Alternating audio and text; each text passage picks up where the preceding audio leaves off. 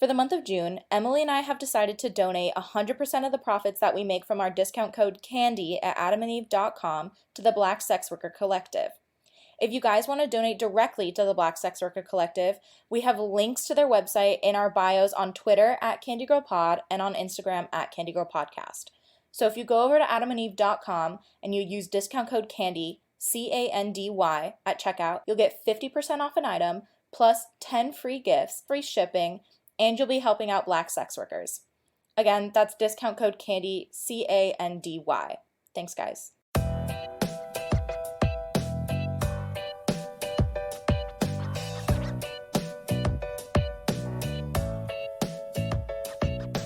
Hey everyone, welcome to another episode of Candy Girl. I'm your host, Shelby. And I'm your co-host, Emily. So today we've got a big crew. Let's go around and do some introductions. Shelby, take it away.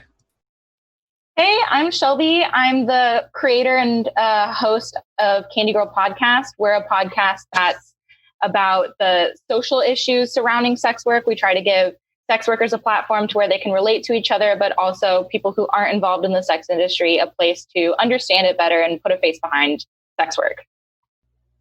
And I'm Emily. I'm the co-host of Candy Girl Podcast, and I handle the business side. Hi, I'm Rose. I'm a sex worker. I mainly work through Twitter and things like that. And I'm one of the co-hosts of this podcast as well. So yeah, that's cool. I'm Zara. I'm also one of the co-hosts of this podcast and a sex worker. My name is Isaac, and I am the host of the Sex Cells podcast. I also am here from Dual Brain Consulting, and really our goal is to be able to take some small business marketing experience and apply that with help from people in the industry. I'm really excited about this episode. I think it'll be really good, yeah. Yeah, me too. This is our first crossover episode, so this is good. I feel like, the Flash and Arrow meeting up right now. I love it. It reminds me of that scene in BoJack Horseman when Mr. Peanut Butter is like, is this a crossover episode? Like every time you see BoJack, yeah. That's what I feel like. I love BoJack. Okay, so let's really jump in because I feel like we get along very well, and I feel like we could talk all day about things that are unrelated, like BoJack Horseman. So let's actually talk about what we're here to talk about today. And today is sort of a strange episode. Go ahead. Okay. I was like, all right, let's talk about sex. Yeah. Little salt and pepper up in here. I think really what it is today is we're going to be talking about how strange some of the interactions can be and how some of them are a bit predatory. So if you're new, this is going to be especially interesting for you, I think. I definitely think, especially for newbies, there's a lot of stuff where, I have a group chat with a lot of new sex workers, and it's just an engagement one, but a lot of times they'll come in and say, is this normal? They message this. And a lot of the time it's not. I've noticed a lot of people take advantage of newer sex workers. A lot of clients will try and get them to do stuff they're not comfortable with or get free content out of them, or other sex workers even. And I think that sometimes as a new sex worker, you need to just message your friends and say, does this sound normal to you? Because a lot of the time it's not. It's so good that they actually do that though, because when I started, I did not do that. Like someone I've just reached out to this week has literally said, yeah, I don't have any friends in the community. And I'm like, don't be alone. Reach out. I think in terms of building following, we've spoken about loads. It's all just engaging with other people's content that you like and respect. And then you kind of build branches from there and you talk. But it's so good to say, is this normal? Because a lot of stuff that happens online is a bit shady. And it's hard to know. It's hard to know when you're building if someone's using you or exploiting you, and there's so much stigma around sex work feeling shady. The only time I've ever felt dirty is when I've had someone steal my content. That's the only time I ever feel gross about it. I don't feel gross about the actual industry or the work. And I think that's such an important point, is if you're new, if you're not new, either way, it's important to have a support structure that of people who are similar to you, people who are similar, meaning also in the industry. I think that's so crucial, and not everybody has that, and it's really important. Yeah, that's something we talk about on Candy Girl a lot with our guests, is the sex work community and how you guys are all there to support each other, because, you know, a lot of people stigmatize sex work, and so they're not going to be there to support you. So at the end of the day, you know, who do you really have? You have each other. I think, yeah, building a community around, you know, what you do is so important. Definitely, because like, for example, I had this like sex worker ask for like a free trial so we could do like for like. I was like, I'm not actually looking to do that right now, that's fine. And I put it in my group chat, like, because he was being very rude about me not wanting to do it. And this other girl, bless her heart, she's very new, she was like, oh yeah, he subscribed on a free trial to do like for like, and then pressured me and trying to get me to send him nudes free all the time. And that's where you get the whole thing of them not realizing it's not okay for someone to force you to do something you don't want to do, even if it's another sex worker. Like, I think that a lot of people, they're like, oh, this buyer is bad, you know, like, you can see that, but when it comes from someone that you think that you should trust, it's a lot harder to realize that not everybody in this industry is going to want to look out for you and necessarily be legitimate like that. I'm just going to go ahead and say it, that online there are men with verified links acting like they are adult content creators, and they're not actually necessarily content creators. They are looking to kind of air quote collab, and it is risky, and it's just good to kind of talk about these things. I'm not looking to cancel anyone, but it is a thing, and I have been, you know, prey to that. And there are lovely male content creators, like so many content creators I know are so lovely and so respectful. But I think that you need to, basically, a good thing to do is ask around, say, do you know this person? Do you feel like, have you met them or talked to them or anything like that? And just have a check around. Or is their whole feed about their content, or is it them retweeting loads of other sex workers and thirsting after them under the guise of being a content creator? That's a good way to look out, because I feel like it's so easy to get into this whole, this web of like weird interactions with people who just want free content, who are trying to scam you. It's so easy to get sucked into that loophole. And I think that you should got to look after yourself. Yeah, and just being, it's as simple as looking through somebody's media. If there's no content there, if it's all just GIFs and them quote tweeting other people, then I feel like that's probably something that you should steer clear of. Definitely. Yeah. And sometimes it might not even be that somebody's dodgy and wants to collab. It might be that they've got loads of media, they're genuinely a creator, and you just don't want to collab with them because you're not ready to, or you're not looking to. I think that it's so difficult to get used to saying no thank you to people, if you're not used to it in general everyday life, if you're not particularly assertive. And I think that it can be so hard to just say no thank you, that's just not what I'm looking for right now, to a subscriber, to a friend maybe.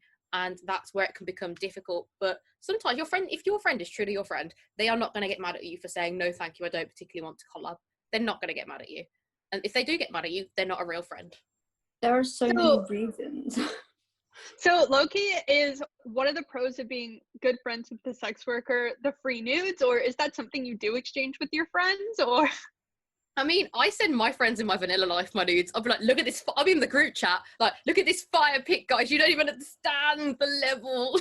Like, I will be. Okay, because I do the same thing, and I was like, wait, like, should I be making my friends pay for it? Like, like if they are my friend, I don't mind giving them a free trial. But I think what it is a lot of the time is like, you'll have people that are like your friend or like a casual friend. They'll be like, do you want to collab? But I'll be like, I'm just not looking to do that. And this hasn't happened to me personally, but from people like I've known in group chats and stuff, or people that like be friends with, and then they won't take the no for an answer.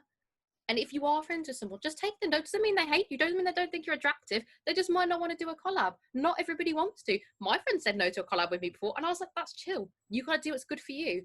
And I think that your strange DM requests don't just come from strangers. Is one of the most important things to remember.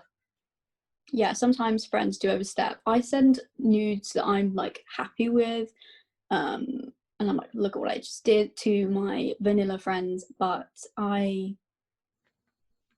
don't know, I just love subscribing to my friends, so I do just pay. Sometimes I exchange free trials, but generally I am pretty private for someone who does sex work. Like, I just am.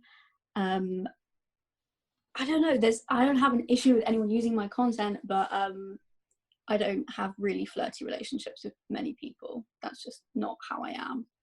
Do you know what? I think what's making me sad is a lot of sex workers now are scared to subscribe to other sex workers. Like, I've had so many women message me like, "Can I subscribe to your OnlyFans?" I'm like, "Yeah, do it. You're gonna see my asshole though, just so you know. Like, it's gonna be there when you subscribe." But like, I think that people should be really, really aware of that, and I think that it should be something that's accepted, and you should be able to subscribe to the sex workers. And again, it's kind of like the flip side of just like, not everybody is going to be a strange DM request. Not everybody's out to get you. Yeah, when we talked to Lydia Love a couple weeks ago, she was telling us about how she loves to subscribe to like sex workers who she really looks up to, or like people that she wants to learn from. So she subscribes to like a bunch of sex workers OnlyFans to like get ideas. I'm addicted. I'm subscribed to like 70 accounts. It's actually a problem. I can't stop myself. Like I've said, I've hit a limit for this month, and then I can change it up next month. And I keep subscribing to people. I think some creators do think it's a bit weird, but I love it. I think there's two different pieces of it. One is that if you're doing market research, that's one thing, right? And that's good. I think if you also know that person and like have a friendship with them, then I think it's appropriate to ask and be like, "Hey, would this be weird? Is it okay?" Because I think that changes the dynamic. Especially if you're like good friends and you talk constantly, they may not want you to see their nudes. They might not be comfortable with that, and that's fine. Yeah, or like opening up their feed and seeing your butthole. Like it's going to be strange. It might be strange, right? And so it's worthwhile talking about in advance if it's somebody you know. I'm so desensitized.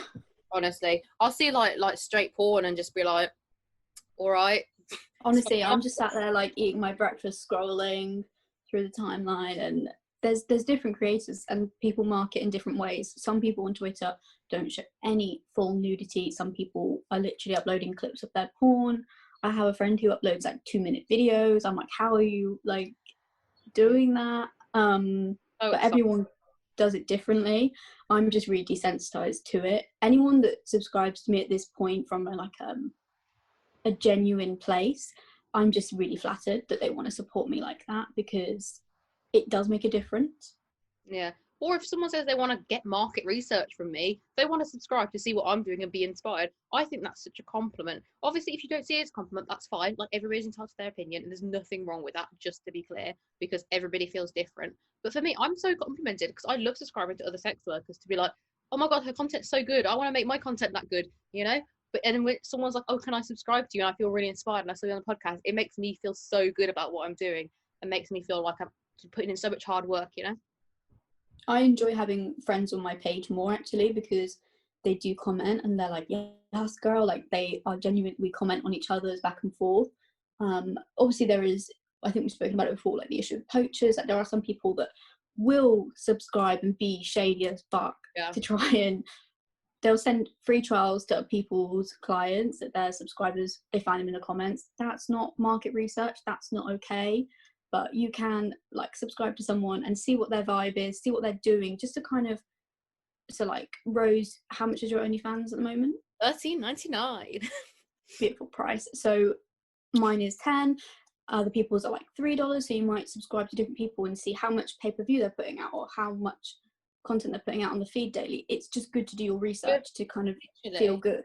Because I think like I put out a lot of pay-per-view comparatively, I've noticed, but I make my pay-per-view quite cheap, and also I put out so much content in the main feed that I'm like, you don't have to buy my pay-per-view, it's there if you want it, because I like to do lots of different stuff because everybody is requesting different stuff and I want everyone to be able to buy something they like. But I put out literally like one pay-per-view a day, one every 2 days or something like that, and then it just kind of like people go back and buy them if they want. But I think that it's good to have, obviously I post lots in my main feed, and I like that when I go to someone else's page and I see they're doing something different, because it's nice to see and be like that. You don't, say for example, if I'm having an off day and I don't want to post 5 times in one day, I know that it's not going to go all down the gutter because someone else is successful and they can take breaks, and it's good to be inspired by other people.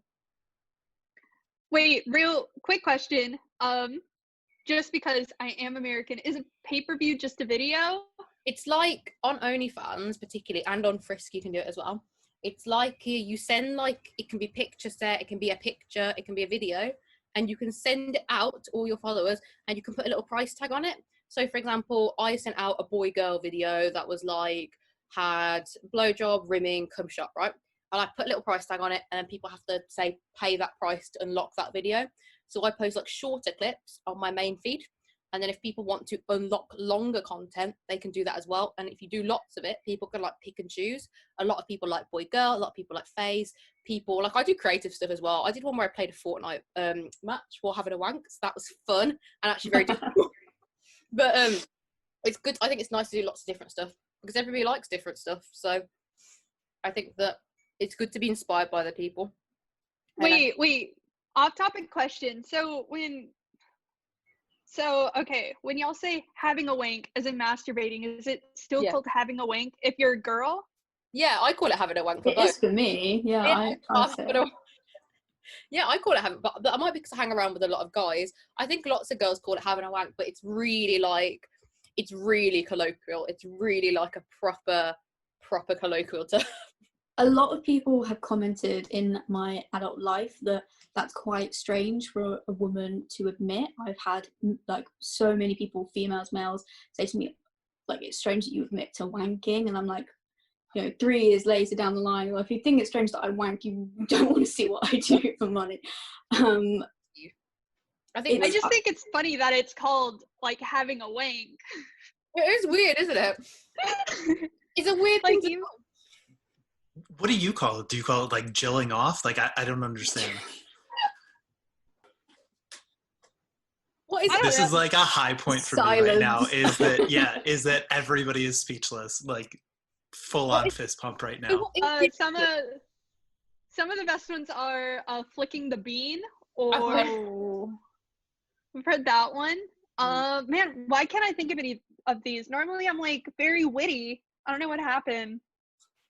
I like to say bust a nut just because I think it's so aggressive and it's like so funny. Literally. Do you know what? Sometimes I say, when I make porn, sometimes there are clips in there of like me knocking my ring light over or saying weird shit like, I'm gonna go have a wank now. Or like, I remember my subscriber tipped me once after my video and I'd actually forgotten I'd left this in. And he was like, you could see that you'd like lost your vibrator and couldn't find it. And we're like trying to find it in the video. And he was like, the suspense was so good.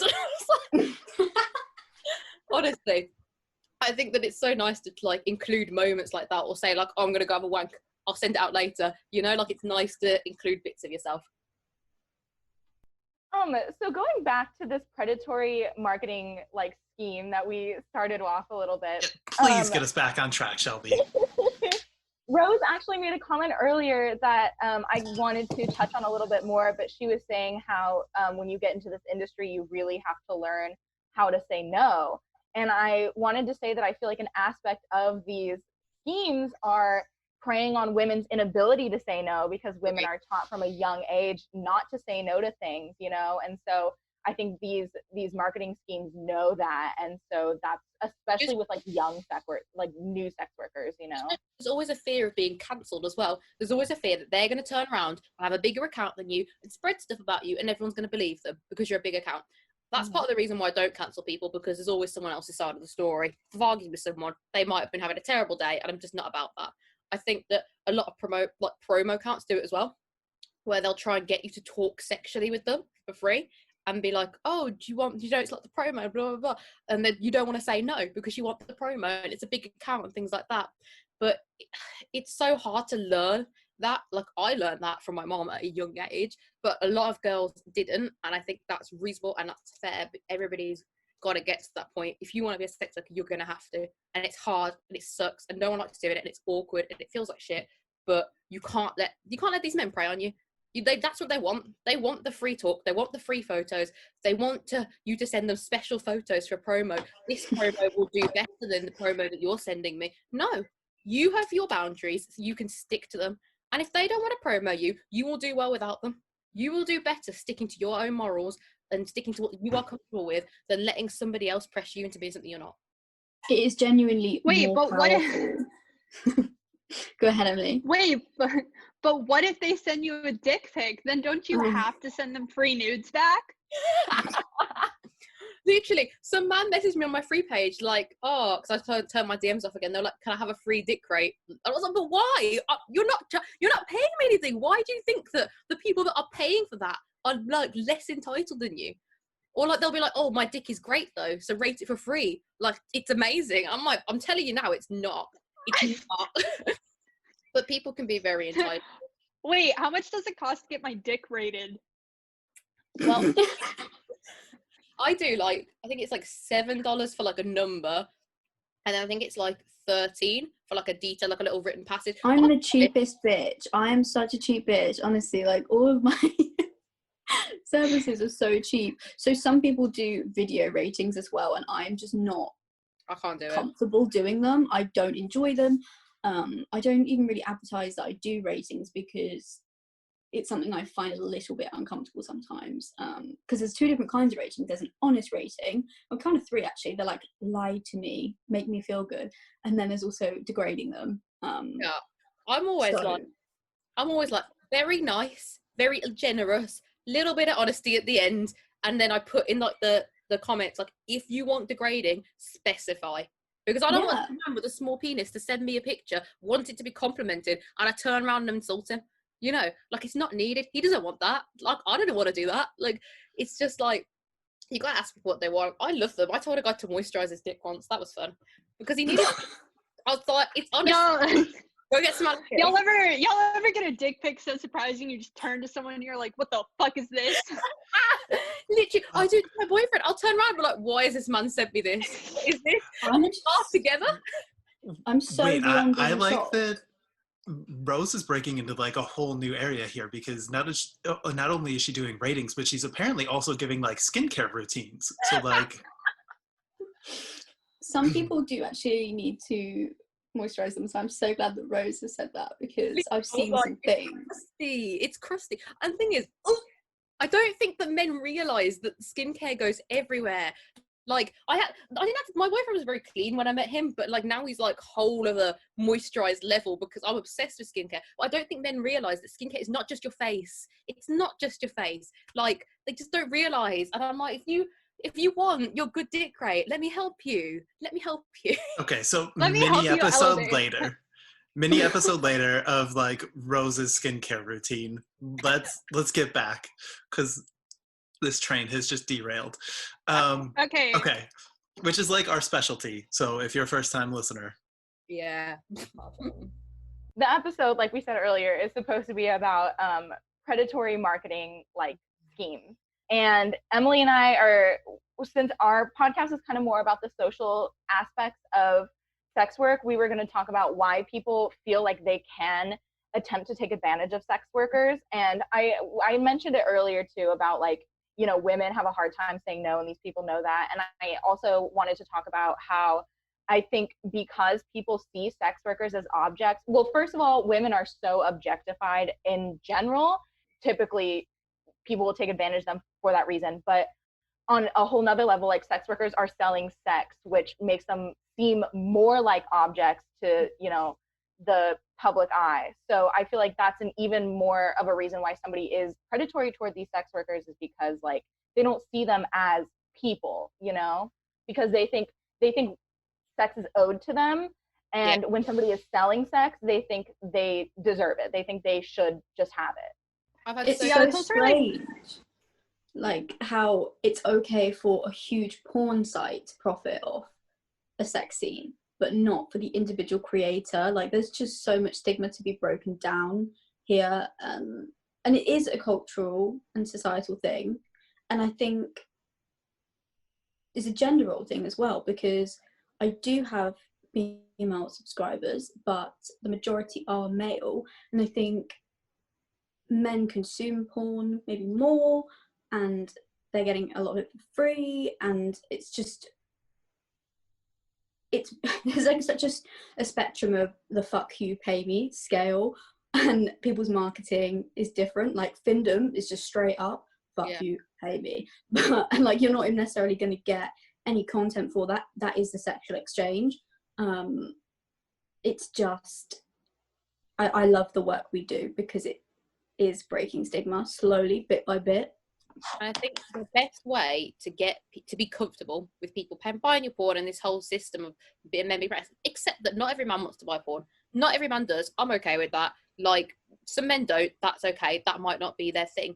They might prefer professionally shot, you know, probably not on Pornhub because that's a bit of a dodgy site, but, you know, other sites. But I think that when it gets to the point where you're attacking a woman for posting her own porn and selling it, that's the problem. If you don't want to buy it, that's fine. But why are you attacking that man who does want to buy it? Why are you so insecure in yourself that you can't handle a woman profiting off her own body? That's my favourite fucking comment is football Twitter's, she's not going to shag you, mate. She's not going to shag you. I'm like, fuck off. I'm more likely to shag someone who supports my job than someone who doesn't. So that's just a fact. Literally, they're not going to shag me, but they're going to see my butthole. They're going to see me having a shag. They're going to have a chat every day. We're going to talk about our favourite Star Wars film. Like, do you know what I mean? This is what they're paying for, because most people are not going to have that access to it. Even people in real life. If there's a guy in the club and he wants to get to know you, like, he obviously doesn't pay to get to know you, but he's not necessarily going to have that same interaction with you. A lot of these men know that they can't have access to you, and so are willing to pay to have access to you. And there's nothing wrong with that. A lot of people describe their buyers, I've noticed, unless you're obviously degrading them. I've noticed a lot of people describe buyers of porn as like disgusting, or like kind of like describe them in an incel-y type way. And I think that it's important to remember that buyers are human beings. They are buying your porn. A lot of them are lovely people if you get to know them. Like, some aren't, don't get me wrong, but a lot of them are lovely. And I think it's so important to remember that and keep that in your mind, that these are the good people who want to buy things that support you, that enjoy your part, like your company and what you're producing.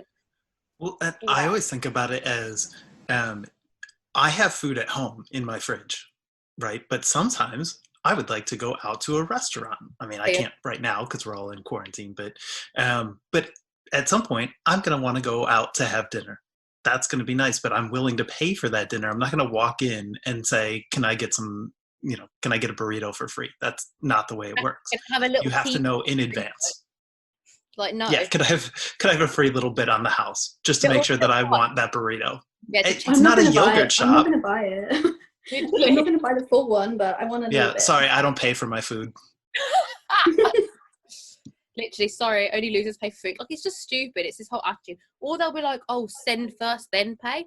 And it's like, if you went into a restaurant, you wouldn't expect this. Like, obviously, sometimes you do go to a restaurant, you get your food first. But that's because you're in real life. And if you try and leave that restaurant, they can stop you. I cannot stop you from blocking me on the internet and just leaving.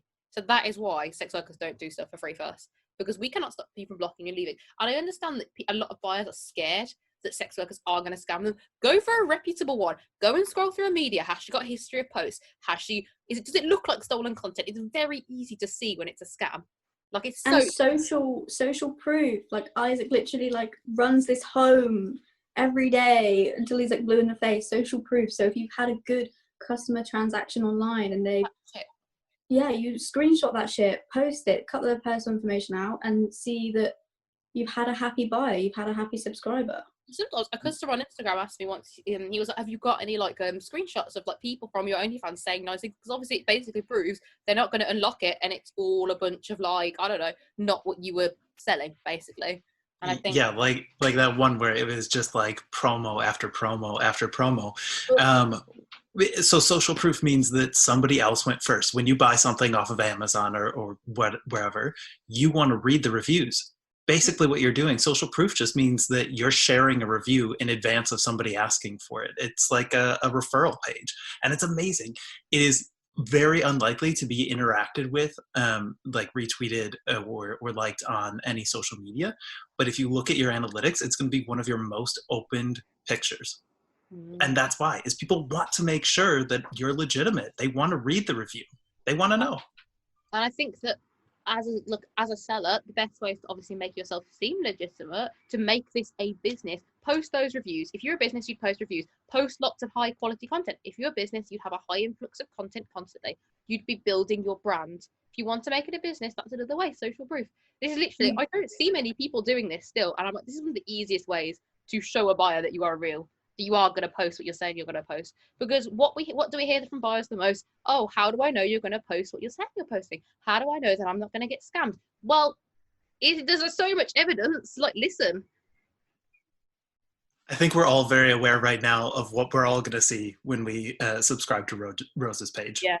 You know what's going on, guys. Be ready. Hopefully her asshole, because that's why I'm going to subscribe. It's there. You'll see it. Don't worry. Yeah, I think it's really easy to not even forget, I think it's easy to overlook that sex workers are running a business, you know, a small business. And I think that's the reason why people, one of the many reasons people think that they can ask for things for free, because it's just a person, like, they're willing to, you know, give me a sample or something like that. But it's their business, it's their livelihood, you know? And I also wanted to touch on kind of part of the issue, and I don't know if this is an issue, but we kind of talked about this in our last episode with Isabella Sinclair, is tourists in the sex industry, which are people who just want to come in for like a couple of weeks or like a month or so to try it out, and then they leave immediately, you know? And that almost like, that can delegitimize the business as well, because then people don't realize that this is not a last resort thing for a lot of people. This is something that people want to do and actively go into. I think there's nothing wrong with survival sex work as well. If you need to become a sex worker because you've lost your job because of COVID-19, there is nothing wrong with that. But again, be honest about what you're posting. If you become a sex worker for a few weeks, make some quick cash and leave, this is not the same as like being, I don't know, Mary Magdalene, being a prostitute in like olden days. The internet is forever. You can't turn around and be like, oh, I was never a prostitute. There's no proof. Like, I've never sold my nudes. There's no proof. The proof is on the internet. It is there forever. It's never going to be able to be fully deleted. You might want to be a lawyer and go in 5 years to your job interview and they've Googled your name and for some reason your porn's come up because it's been leaked. You should always be aware that the internet is forever. And if you want to do it for a few weeks, I think that you should be aware that it is not coming down. If you want to teach, they're going to ask you to take that down. They're going to keep that in mind. I know because my dad does teaching. They're going to keep it in mind. And I think that it's so important when you are joining this industry to consider that. Most people don't. I see people all the time. They're like, oh my God, I got doxxed to my family and it's the internet. It's all been leaked all over the internet. I've lost my job. I think that's unfair. I think it's disgusting that someone's done that. But please consider that, because people are assholes. People are assholes. They don't care about you and they will do it. I've had it done. They're going to do it. You can use a like sex worker name and still your face can be like reverse image searched. Like it doesn't matter. And also you can be doxxed from two ways. You can be doxxed from people on the internet finding your information, and you can be doxxed from people in your personal life that you may be trusted using it against you. It can work two ways. So tourist sex workers, it can delegitimize what we're doing as well, because it could be a big influencer with a huge platform coming in. I made 15K in a month. That's going to make any new baby sex worker feel awful if it's taken out of context. Like, that has to be bear in mind. And if you are coming from having a big platform, a lot of people are going to know that about you now. So you have to make good with it before you do it. Otherwise, it's going to be like emotional turmoil after. I get angry when people who've had a big platform, obviously I understand you worked for your platform, everybody understands that, no one is saying you didn't. When people come in who've had a big platform or have gone viral and then come out and start trying to sell people tips on how to be successful, I'm like, but you haven't built a brand. Like, obviously, if you want to sell tips on how to build a following, that's different. You've done that. If you've gone viral or you've made an OnlyFans, don't start telling people they're going to make 15K in a week, because they're not. Then unless they've already got a following, they are not going to turn around and have 15K in a week. And then their nudes are on the internet forever and you've sold them a lie. For what? And I keep looking at it as the people that are on late night infomercials doing the get rich quick schemes. Is, you know, they're showing off their fancy car and their fancy house, and they're telling you that you can do it with just minimal investment. That's a lie. The reason that they do that is because that's how they make money off of you. That's what it's for. That's why I think what we do is so different. I also want to go back to something we talk about it a lot, is clear as kind, right? Is Brene Brown's thing. But if you are going to be a tourist in this industry, that's fine. And Rose, you know, and Zara brought up lots of good points about making sure that you are aware of what you're getting into ahead of time. And you need to be clear to your customers that you're more like a pop-up rather than like a brick and mortar restaurant, right? Is you're there for a limited time and then that's it, probably. Yeah. That can be a huge selling point as well. Yeah. Like, Totally. You might do it and love it. You never know. It's just like I remember my friend was like, oh, I see how much money you're making. I want to make an OnlyFans account. And I went through and sat with her like, this is how much work I am doing. This is how much work it takes. This is the investments I have to make in my job, in clothes, in underwear, in ring lights, in makeup, in outfits. This is the investments I have to make. This is the time I spend, and this is all the benefits. And then you can decide if you want to do this job like any other career. And I think that everybody should be able to do that. That's part of the reason I do this podcast, because I hate seeing people, like, I think what really did it for me is I watched a documentary on Netflix before I actually started sex work. And it was about the industry, like, say, for example, like straight porn by a producer, about the influx of teen girls, where every few months there'll be a new teen girl, she'll film loads of porn, her family will find out, she will get doxxed and go home. And every few months it's a cycle, and it's disgusting. They profit off these girls. And I think that don't let this industry profit off you. You need to profit off it. Don't let it suck things out of you. Yeah, I think that's a great point to make. You shouldn't, again, like you said, you shouldn't let the industry profit off of you. You should profit off the industry. And yeah, I feel like again, that's part of the sex workers are seen as objects kind of thing. And so it doesn't matter how I treat them. It doesn't matter, what I take from them, what I sell, that's theirs, because they don't feel the way, someone else even who's selling their body, like construction workers, like doing the exact same thing, selling their body for something specific, but it's not sex. And all of a sudden that makes it okay. I think it's frustrating. Or it's frustrating because, sex workers play a vital role in our society. We're seeing that, a lot of professions getting laid off. Sex work still kind of working. So the March was a good month for sure. Yeah. Yeah, but like I remember we had a sex worker on in one of our, very previous episodes, who said that, when you pay for like somebody to take care of your mental health, you pay a psychiatrist or a therapist. If you need somebody to help you take care of your physical health, you go to the doctor or a nutritionist or the gym. But when it comes to, paying somebody to help with your sexual health, then suddenly it becomes very taboo and very weird, even though those are perfectly valid needs to get tended to. I think it's because a lot of people as well assume that when you do straight porn, you're going to get paid. They a lot of the time they think about the very famous porn stars. I'm like, what do you think about that little amateur porn that you've just watched, though? The one that you really love. That person might be making what, like a $5 off it? A $5. That's it, for all of that enjoyment that you've got. And I think it's a lot of it is women and men as well taking that power back from these sites that a lot of the time do not have a high payout. A lot of these sites that you are watching for free have a very low payout for models, unless you are literally viral on that site. Your payout will be nothing.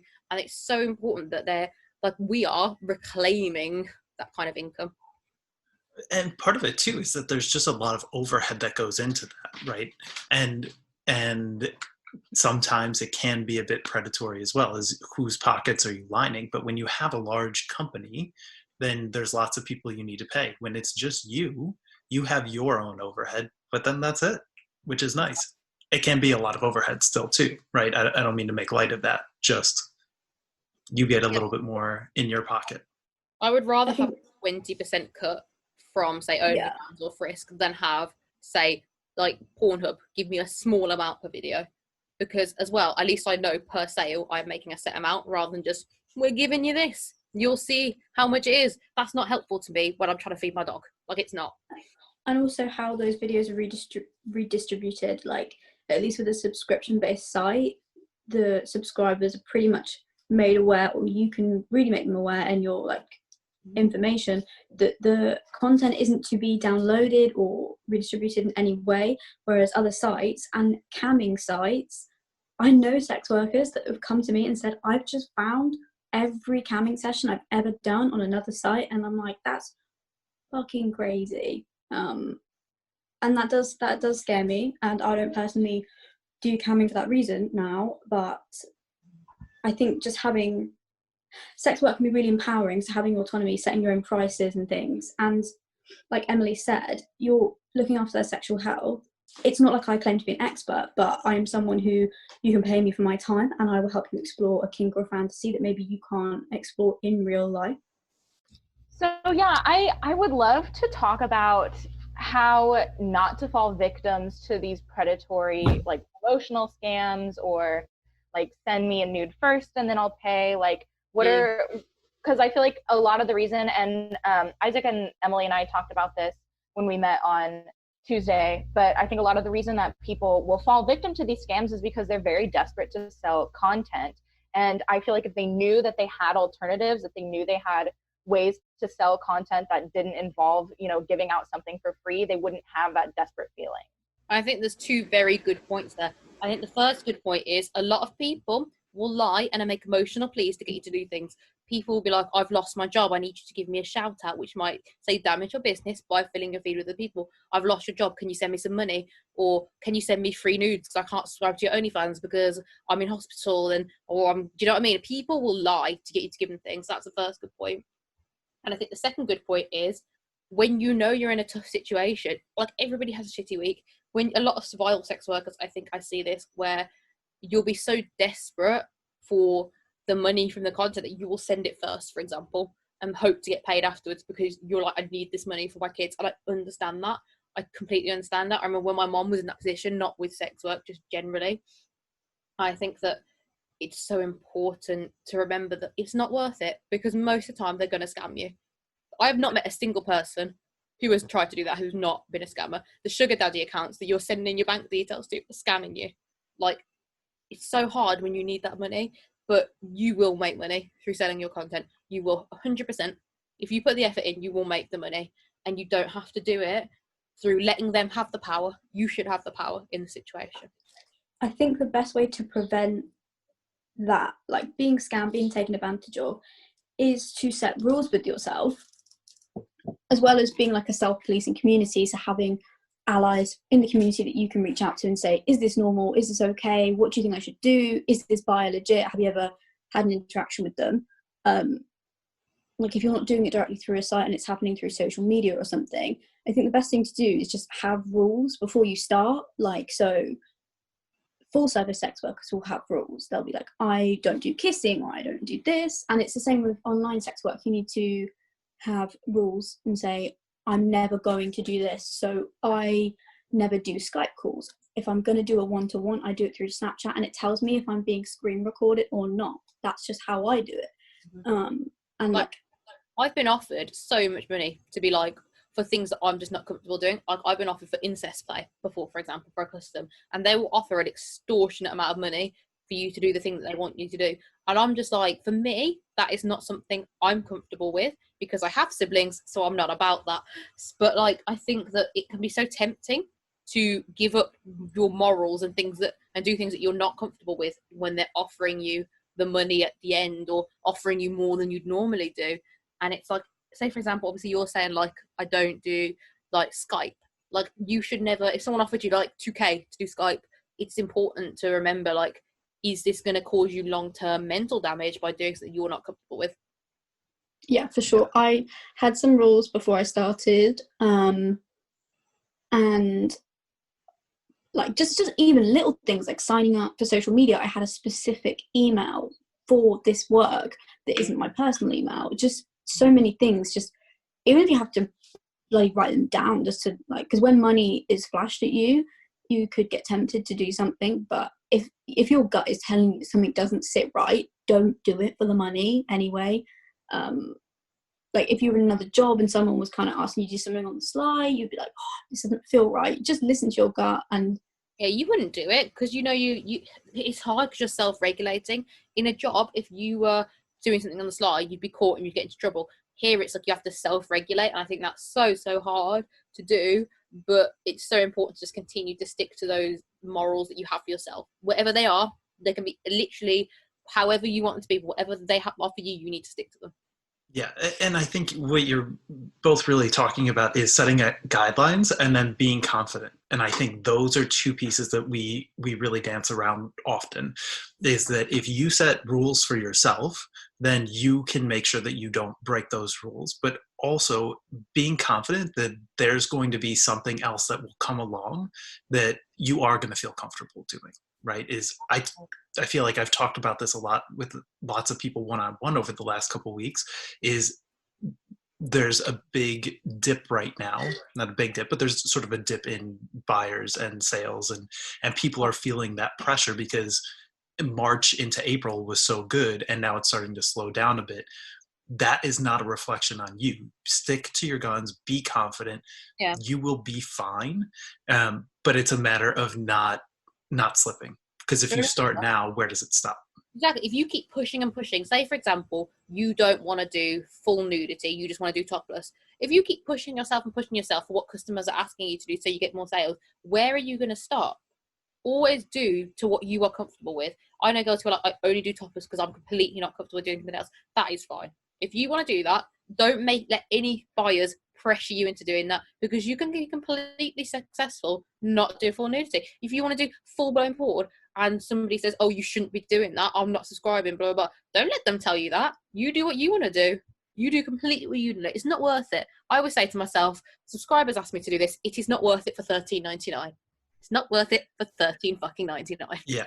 And what your guidelines might change and adapt as you grow and change and adapt, but don't let that be a snap decision.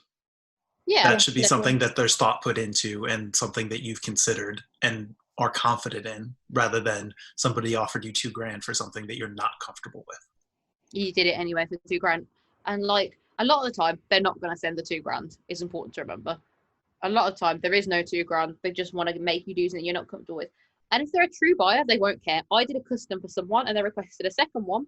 And I was like, I'm not really comfortable doing with that. Weirdly, it was because I'm claustrophobic and it involves bondage. And I was like, I can't be on camera doing bondage because I'm claustrophobic. And also I can slip out of pretty much all handcuffs and stuff like that. But he was like, that's completely fine. I don't want you to do something you're not comfortable with for a custom. And I think that it's good to have a good buyer-seller relationship. And someone who is truly a good buyer will understand your boundaries and will respect them. Yeah, I completely agree. And I've had some new subscribers recently, and when I get into talking to them and getting to know them, because I like to get to know them, most of them this week I've said, like, what kind of thing are you looking to see? Most of them have just said, which has kind of like shocked me, they've just said whatever you enjoy doing, whatever turns you on, whatever you like, that's what they want to see, which is not what I'm used to hearing as a woman, but I'm happy for it.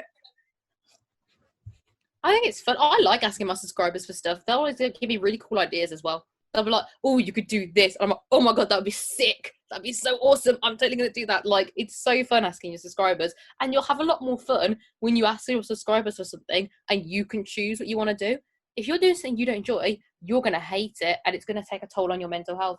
Whereas if you're making content that you love and you think is really fun and exciting, like when I was doing my whole little Fortnite content, that was fucking hilarious. And I think that that's where it should come in, to the point of do what makes you happy. Yeah, and a lot of services feel really different. So like the interaction part of a service where you could be emotionally manipulated into doing something you're not comfortable with is very different to making content, editing it and putting it out. Like live, like real-time services are very different. I know big sex workers that don't do them. They don't do sexting, they don't do doming sessions, they don't do camming, they don't go on live. They just create content, solo content by themselves, edit it and upload it, and that's absolutely fine. I've had conversations with them and they've said that's just what I'm comfortable doing. And I think when you're, especially when you're starting out or you're having like a lull for money, you might blame yourself. Like right now, so March and April were quite good months for sex work. Generally, May has been like a slowdown for a lot of people, and the reason isn't necessarily your content changed or got worse or anything like that. It's just people are struggling for money. A lot of people are losing their jobs, going into recession, so you don't need to compromise yourself, your safety, your well-being for money right now. Definitely. Like that's easy for me to say when I have like a house and stuff, but I'm just saying long term, just look at the long-term things. Like do a sale. don't hurt yourself. Yeah, doing a sale, it's the quickest way to get some emergency money in. I'm always against obviously doing a sale to get money, but if it's genuinely an emergency, rather than impact your mental health, put a sale on, get those $3 subscribers in. You're probably not going to keep them, but if it's a desperate situation, it will work. Yeah, and that's important to recognize, is that you might get more subscribers from a sale, but you probably won't keep them. And that's really important, because then at the end of that 30 days, you're going to have a huge drop off, and you can't let that affect your mental health either. Definitely. So I think it's so important to think about all these things when you make decisions for your mental health and for your financial health. I think it's so important to consider the pros and cons of each action. The pros of doing something that's going to make you really uncomfortable for money or putting on a sale, but then you're going to have a lull later on. And say, for example, the month that you're having a lull, you might have 5 birthdays coming up that you need to pay for. Like, it's so important to think about these things, consider them and plan them. I think this is an industry where other people, outsiders, love to police how sex workers spend their money.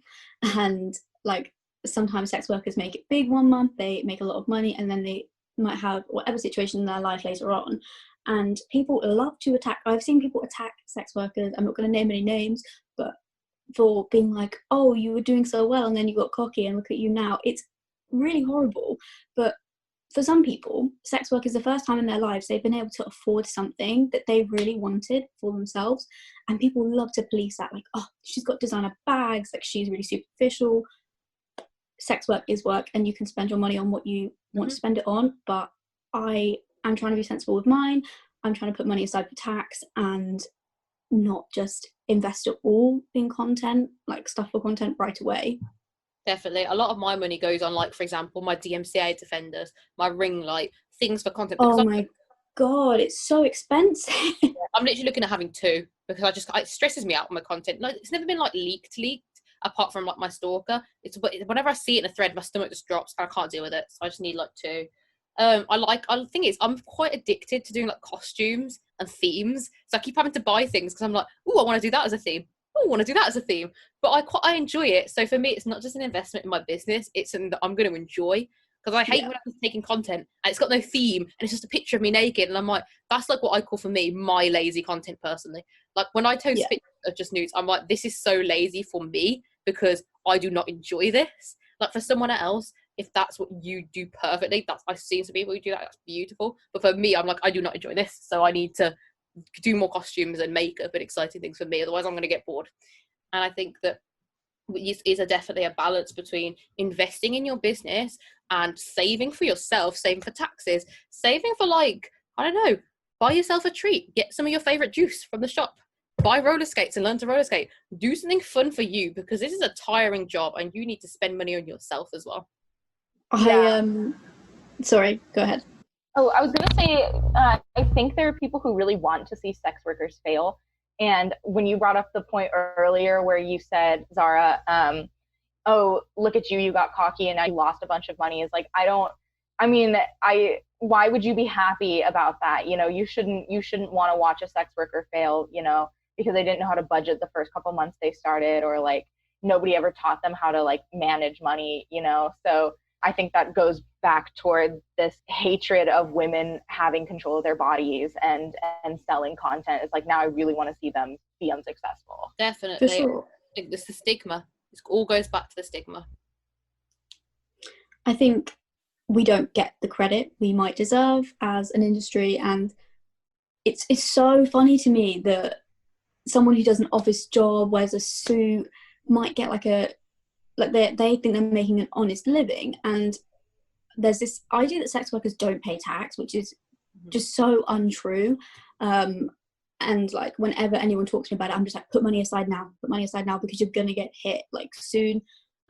It's just crazy how if you're like a brick in the wall going to work, you're making this honest money and you can buy yourself whatever the fuck you want, but sex workers can't do that. It's just, I always think, like, if you were like, say I'm 18, almost 19, if I turn around to somebody and I say, oh, I'm 18, almost 19, and I'm earning 5 figures a month, people will be like, I'm not quite earning 5 figures a month, but I'm close. But like, if I turn around and say that to people, they'll be like, oh my God, that's amazing. And then they ask what you do and you say, oh, I have an OnlyFans account, I'm a sex worker. And then it's immediately like, it's not as impressive.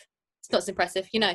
Or the favourite one I hear from men is, women play life on easy mode. Literally the most infuriating thing I ever hear. Like, I do not walk home with my keys between my fingers so I don't get murdered. Or like I don't get followed. Oh my God.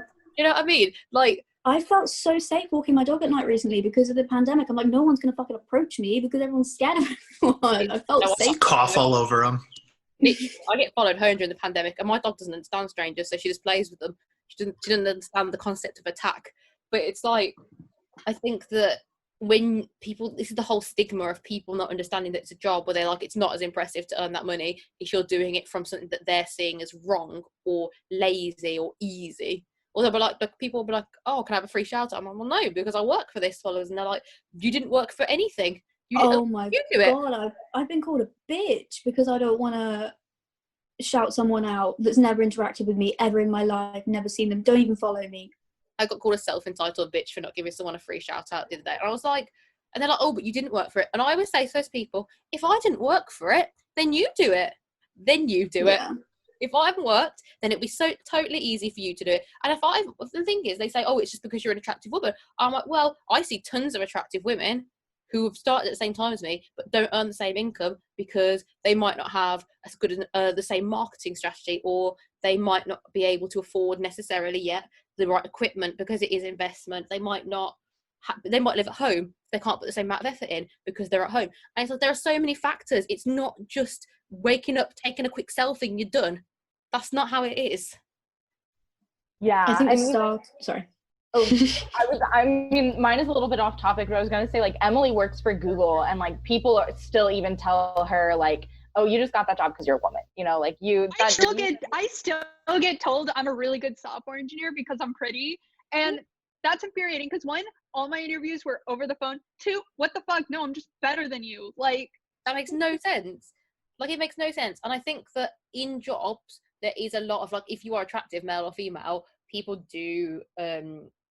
tend to give people who are more attractive better jobs because a lot of people are so socially biased, and that's so infuriating, I think. But it's over the phone. It's got nothing to do with your gender.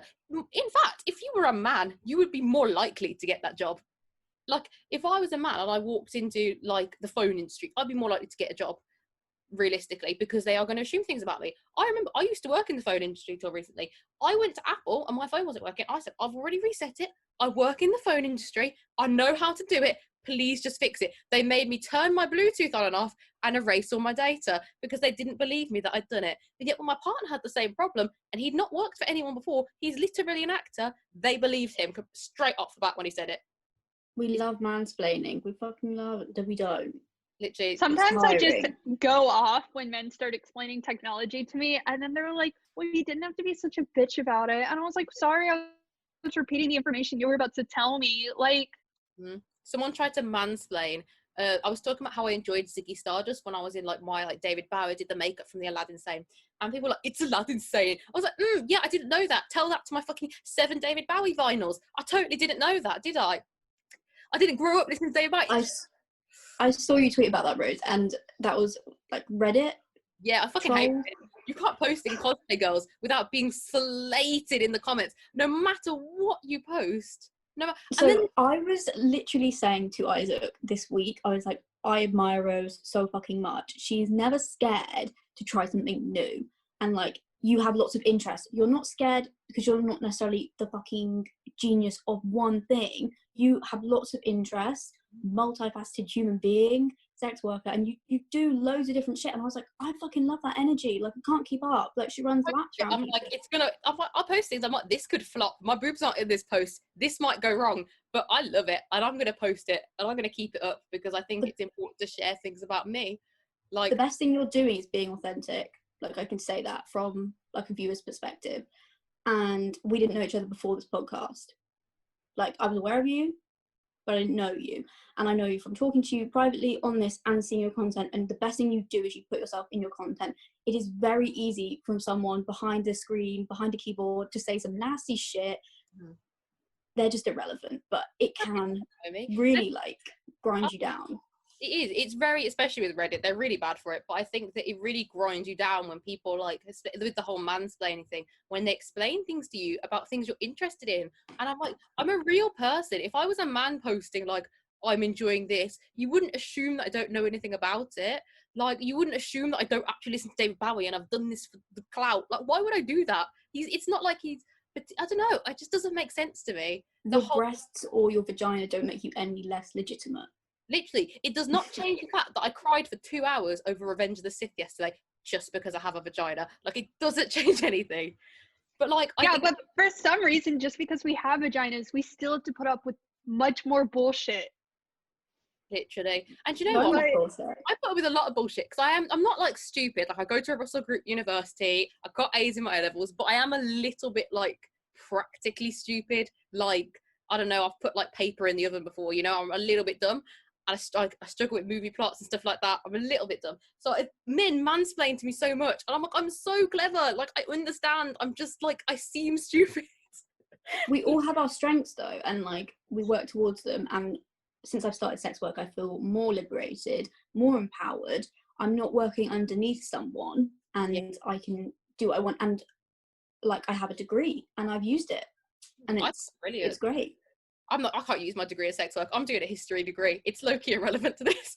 But I think there's skills you learn though, like just, I don't know, just even being able to like time manage yourself just through a degree. Like, you're going to apply that to sex work because you're self-policing, you're doing it from home, you have to manage your time. Exactly, from having a job. And I think people forget, like, there's this like woman who keeps tweeting things about how she's the only been clever sex worker ever, and it's just proper rages me, because I'm like, all sex workers are from all walks of life.